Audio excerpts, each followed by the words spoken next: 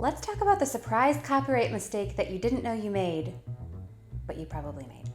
At a certain point, you're starting to outsource things in your business, and a lot of people make this same mistake. Stick around to the end, and if you've ever had the feeling that there's some legal blind spot out there that you're not thinking of, this next free resource is for you.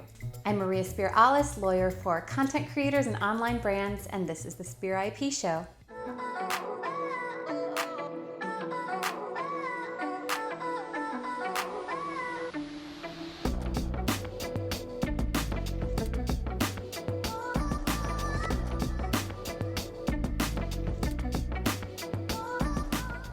So, your business is growing, you're starting to outsource things. You're hiring a web designer, you're hiring a copywriter, you're hiring a brand photographer, you're hiring a video editor.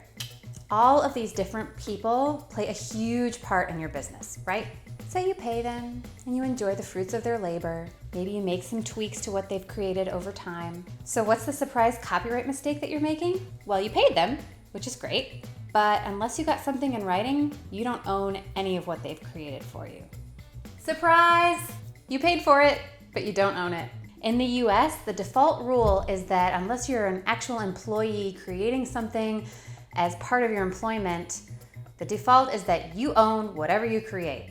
That means any independent contractors own what they create, unless there's something in writing that says otherwise, and that writing has to actually be signed. It can't just be a policy. To transfer copyright ownership from one person to another person, or from one person to a business, there must be a signed written document, period.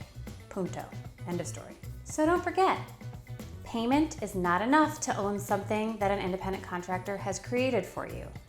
This is where something like an IP rights agreement would come in handy. So if you want to own what your contractors are creating for you, get that in writing. I hope that helps you to avoid that copyright mistake in the future, and I'll see you next time. So if you've ever had that feeling like maybe there's some legal blind spot that you're not thinking of that could come back and haunt you later, listen up. I want you to head to spear-ip.com/quiz and take my quiz on finding out that legal blind spot that's secretly killing your business. It's going to help you do just that. Find out your legal blind spot and fix it. Again, that's spear-ip.com/quiz.